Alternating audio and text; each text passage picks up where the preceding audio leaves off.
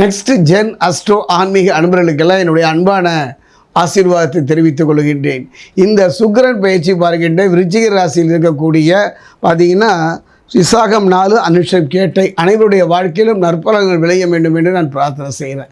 அந்த வகையில் பார்க்கும்பொழுது எத்தனையோ பயிற்சிகளை வாழ்வில் சந்தித்து விட்டோம். இந்த 2025 சனி பயிற்சியாகட்டும், குரு பயிற்சியாகட்டும், அல்லது ராகு கேது பயிற்சியானாலும் கூட எந்த விதமான தாக்கத்தையும் மாற்றத்தையும் ஏற்படுத்தாத போது குறுகிய கால பயிற்சியான இருந்தாலும் கூட சுக்கிரன் பயிற்சி எந்த விதமான தாக்கத்தை ஏற்படுத்தும் என்று பார்ப்போம். அதாவது இந்த காலகட்டத்தில் வெறும் சுக்கிரனுடைய பயிற்சி மட்டும் முழுமையான பலனை தந்து விடாது, மற்ற கிரகங்களுடைய இருப்பையும் பார்க்கணும். அந்த வகையில் பார்க்கும்பொழுது விருச்சிக ராசியை பொறுத்த வரைக்கும் சனி பகவான் பக்ரமாகி பக்ர நிவர்த்தியும் ஆகிவிட்டார். அப்படி பார்க்கும்போது பஞ்சம சனியாக இருந்தவர் இப்போ அர்த்தாஷ்டம சனியாக மாறிவிட்டார், பழைய நிலைக்கு திரும்பி விட்டார், அழகான ஒரு பாடத்தை நடத்தி நகர்ந்து விட்டார்.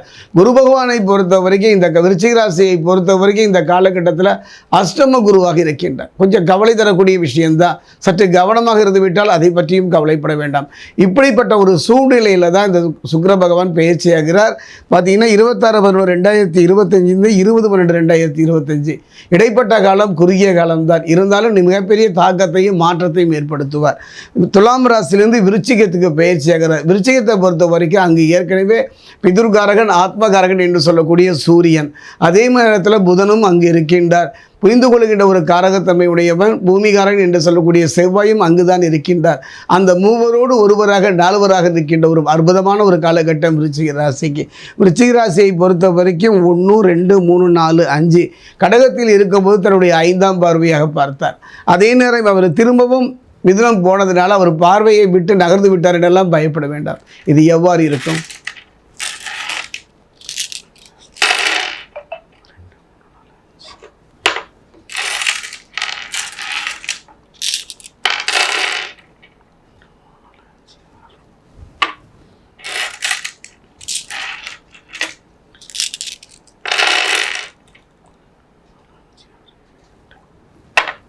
விருச்சிக ராசி அன்பர்களே, ராசியும் ராசிநாதன ஆட்சியை பெறுவதும் சப்தமாதிபதி களத்தகாரன் சுக்கிரன் தனது ராசியிலே உச்சம் பெறுவதும் 2-5 கூறிய குரு கடகத்திலே உச்சம் பெற்று ராசியை பார்ப்பதும் அற்புதமான ஒரு அமைப்பு.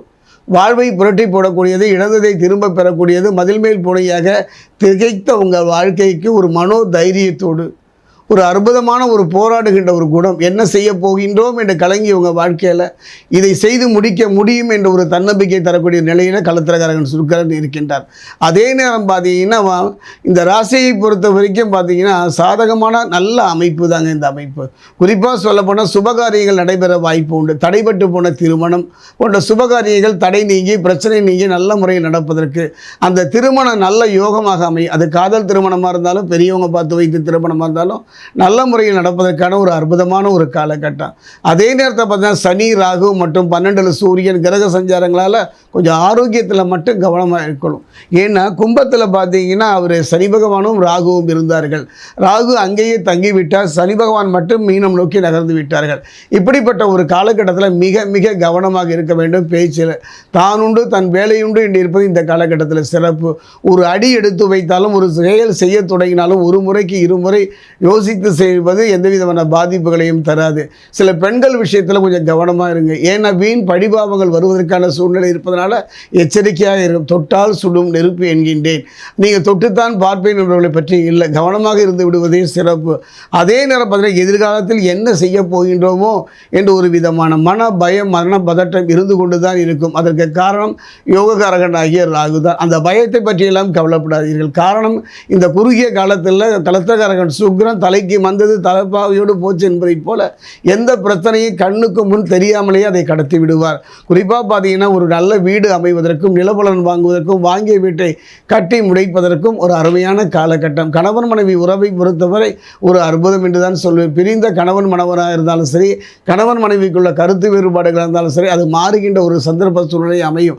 பொதுவாக பார்த்தால் இந்த காலகட்டம் என்னுடைய ஜோதிட அனுபவத்தில் விருச்சிகத்தில் இப்படிப்பட்ட ஒரு நிகழ்வு. ஒரு மனிதன் தொழிலில் வெற்றி பெறணும்னா அறிவும் திறமையும் மட்டும் இருந்தால் போராது, பிறரை ஈர்க்கின்ற தன்மையப்படுத்துகின்ற தன்மை வேண்டும். அதை தரக்கூடியவன் ஒருவன் தான்.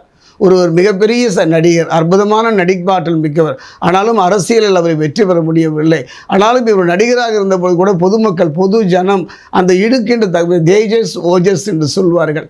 ஆனால் அரசியலில் மிகப்பெரிய நிலை அடைந்தார். இதற்கெல்லாம் காரணம் அவர்களை பற்றி குறை சொல்ல முடியாது, அந்த கிரகனுடைய அமைப்பு தான். அந்த வகையில் ஒரு அருமையான சந்தர்ப்பம், இழந்ததை திரும்ப பெறக்கூடிய ஒரு அருமையான ஒரு வாய்ப்பு. கவனமாக இருந்து விட்டால் போதும். நான் சொன்னேன் அல்லவா, விருச்சிகத்தை பொறுத்த வரைக்கும் பஞ்சம சனி அர்த்தாசிரம சரியாக மாறுகின்றது.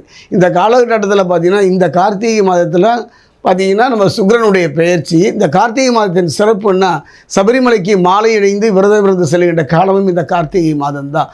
அதே நேரம் பார்த்தீங்கன்னா திருவண்ணாமலை தீபமும் இந்த காலகட்டம் தான். இந்த இரண்டுக்கும் இணையான ஒரு நிகழ்வு இந்த காலகட்டத்தில் நரசிம்மர் மூர்த்தி. நமக்கெல்லாம் தெரியும், நம்பிக்கையை மெய்ப்பிக்க வருகின்ற ஒரு அற்புத வடிவம் தான், அற்புத அவதாரம் தான் நரசிம்மர். நம்பிக்கையோடு இவரை யாரெல்லாம் நகர்கின்றார்களோ, மனித வாழ்வில் தேக பலம், தெய்வ பலம், மனோபலம் குறையும் போது இவர் காத்து நிற்பார். அந்த வகையில் பார்க்கும்போது நரசிம்மருடைய 3வது கண் திறப்பதாக ஒரு நம்பிக்கை. அந்த வகையில் நரசிம்மர் ஆலயம் சென்று வழிபடுவதோடு, அப்போ செய்ய முடியலன்னா வீட்டிலே கொஞ்சம் பானகம் செஞ்சு பூஜை அறை வைத்து வழிபடுவது மிகப்பெரிய ஒரு மாற்றத்தை தருவதோடு பயம் இல்லாத நிம்மதியான தருணத்தை தரும். அதே நேரம் பார்த்தீங்கன்னா, இப்போ பஞ்சம சனியாக இருப்பதனால, அதுவும் 5ஆம் இடத்துல இருப்பதனால, திருத்தணி அருகே இருக்கக்கூடிய பாதசனீஸ்வரர் ஆலயம் சென்று அங்கு தரக்கூடிய நல்லெண்ணெயை கொண்டு அவருக்கு உங்கள் கையினாலே அபிஷேகம் செய்து பாருங்கள்.